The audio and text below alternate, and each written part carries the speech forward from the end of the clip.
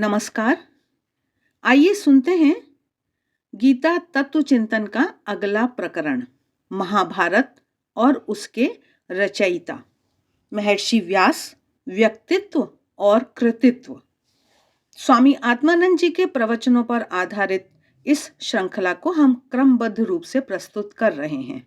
महाराज कह रहे हैं, आज हम थोड़ी चर्चा महाभारत और उसके रचयिता महर्षि व्यास के संबंध में करेंगे। ये गीता के भी रचयिता हुए।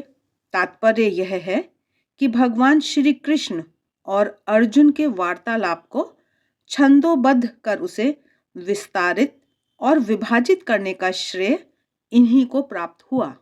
ये व्यास कौन थे? इनके दो नाम प्रमुख रूप से हमारे सामने आते हैं। एक कृष्ण द्वैपायन व्यास और दूसरा बादरायण व्यास। कुछ लोग इन दोनों नामों को दो अलग अलग व्यक्तियों के नाम बतलाते हैं। अर्थात उनका कहना है कि महाभारत आदि ग्रंथों के प्रणेता कृष्ण द्वैपायन व्यास थे तथा ब्रह्म सूत्रों के रचयिता बादरायण व्यास। पर ऐसा मत भारतीय परंपरा के विरुद्ध है। भारतीय परंपरा में एक ही व्यास के अनेक नाम माने जाते हैं। कृष्ण उनका व्यक्तिगत नाम है। इस नाम का कारण यह हो सकता है कि उनका वर्ण कुछ श्याम हो। द्वीप में पैदा होने के कारण वे द्वैपायन कहलाए और बद्रीवन में तपस्या करने के कारण उनकी प्रसिद्धि बादरायण के नाम से हुई। वेदों का विभाजन करने के कारण लोगों ने उन्हें व्यास के नाम से पुकारा। व्यास शब्द दो अर्थों में प्रयुक्त होता है, विभाजन और विस्तार। तो कृष्ण द्वैपायन ने वेद को विभाजित भी किया और विस्तारित भी किया। महाभारत को पढ़ने पर मालूम पड़ता है कि तत्कालीन समाज में लोगों की आस्था धर्म और ईश्वर पर से उठती जा रही थी। वह भौतिकता के उत्कर्ष का युग था, जब विज्ञान के क्षेत्र में पर्याप्त उन्नति हो चुकी थी। अतएव स्वाभाविक रूप से लोगों की आस्था धर्म पर से हटती जा रही थी। यह बात दुर्योधन, दुशासन आदि के चरित्र को देखने से स्पष्ट हो जाती है। ऐसे समय में भगवान व्यास ने धर्म की पुनः प्रतिष्ठा के लिए प्रयास किया। इस दिशा में उनका पहला कार्य हुआ वेद का 4 भागों में विभाजन। पहले वेद कतिपय परिवारों के पास परंपरा से सुरक्षित था, पर वेद का वृहद भार उठाना एक ही परिवार के लिए बड़ा कष्ट साध्य व्यापार था। इसमें यह भी डर बना था कि यदि वह परिवार अचानक दुर्घटनाग्रस्त हो गया तो वेद की परंपरा ही लुप्त हो जाती। इसलिए व्यासदेव जी ने वेद को विभाजित किया और उसकी एक एक शाखा अपने एक एक शिष्य को दे दी। यह एक महान कार्य था जिसको संपन्न करने के कारण वे व्यास कहलाए।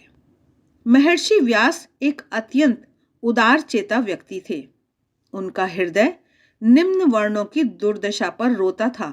वे शिक्षा के प्रसार को उस दुर्दशा को दूर करने का उपाय मानते थे।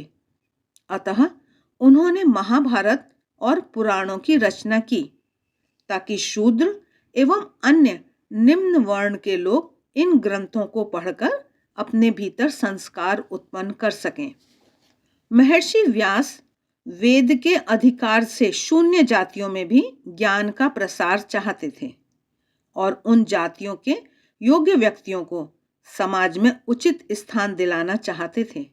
महाभारत की आख्याओं के माध्यम से उनका यह प्रयास पग पग पर दृष्टिगोचर होता है।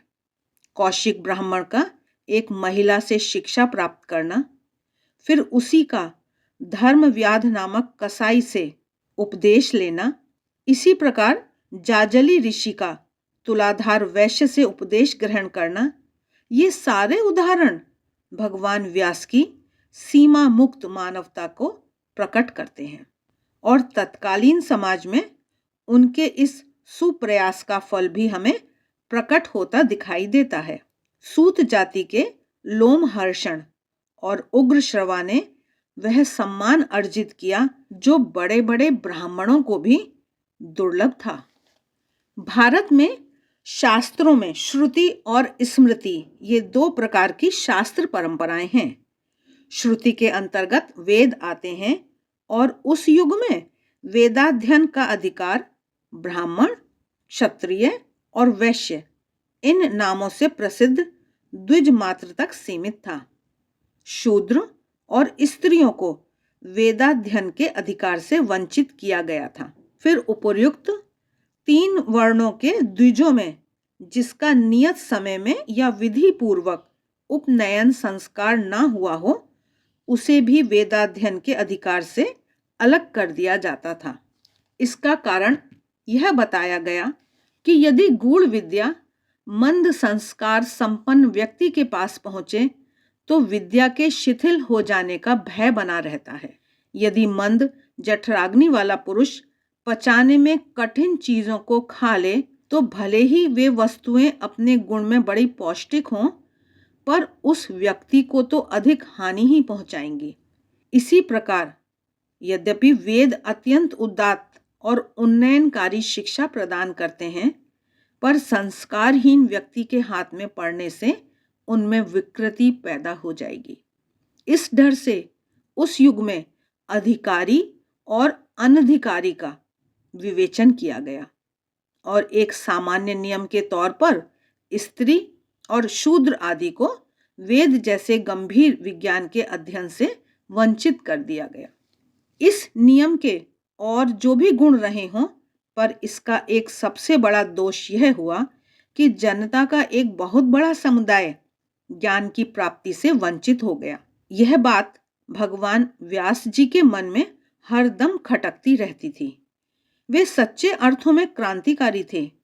वे समाज में क्रांति लाना चाहते थे, पर उनकी क्रांति का मार्ग विध्वंसात्मक नहीं था।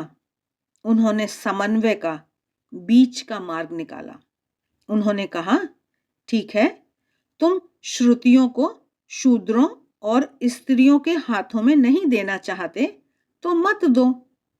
मैं एक नए प्रकार का साहित्य रचूंगा। उसमें श्रुतियों का, वेदों का सारा सार आ जाएगा और उसमें मैं वेदों में वर्णित गूढ़ तत्वों को सरल बनाकर उपस्थित करूंगा। इसे स्त्रियां, शूद्र आदि सब पढ़ ले सकेंगे और इस प्रकार उनमें भी शिक्षा का प्रसार हो सकेगा। इस उद्देश्य से प्रेरित हो भगवान व्यास जी ने स्मृति शास्त्रों की परंपरा का शुभारंभ करते हुए महाभारत की रचना की। क्योंकि वे गंभीर ज्ञान को सरल बनाकर समस्त वर्गों में उसका अधिकाधिक प्रसार करना चाहते थे, तभी तो महाभारत में लिखा है, स्त्री शूद्र द्विज बंधुनाम त्रयी न श्रुति गोचरा इति भारतमाख्यानम कृपया मुनिना कृतम।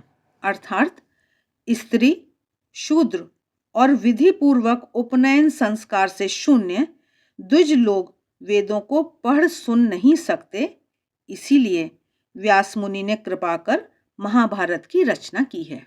इसी भावना से प्रेरित हो महामना वेद व्यास जी ने श्री भगवान की वाणी इस भगवद गीता को भी स्मृति का रूप ही प्रदान किया, जिससे उसका लाभ सर्व सामान्य जनता को मिल सके।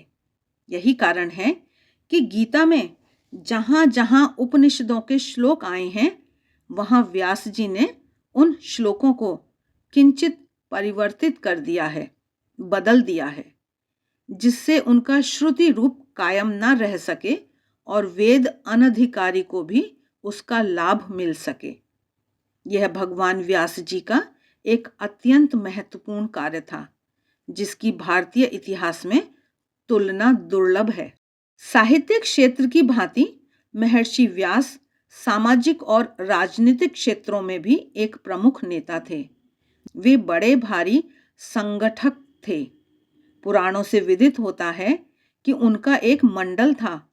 जहां कहीं धर्म और संस्कृति पर वे आघात सुनते, मंडल सहित वहां पहुंच जाते और धर्म एवं संस्कृति की रक्षा के लिए प्रयत्न करते। प्राचीन ग्रंथों से यह भी पता चलता है कि वे समय समय पर ईरान आदि सुदूर देशों को भी जाते थे और पुनर्जन्म आदि के सिद्धांत वहां के लोगों को समझाते थे। पुराणों के माध्यम से उन्होंने तीर्थों, मंदिरों और व्रत उत्सवों का प्रचार प्रसार किया। वे बड़े मनोवैज्ञानिक थे और समाज मनोविज्ञान से विशेष रूप से परिचित थे। उन्होंने समाज को संगठित रखने के लिए वर्णगत अधिकारों का निषेध किया और धर्म के ऐसे अंगों पर जोर दिया जिसमें वर्ण और जाति का भेद किसी प्रकार की रुकावट न डाले, जिन पर मानव मात्र का समान रूप से अधिकार रहे। इसलिए उन्होंने पुराणों में भगवत भक्ति, नाम संकीर्तन, तीर्थ और व्रत उपवास आदि का ही विस्तृत संग्रह किया।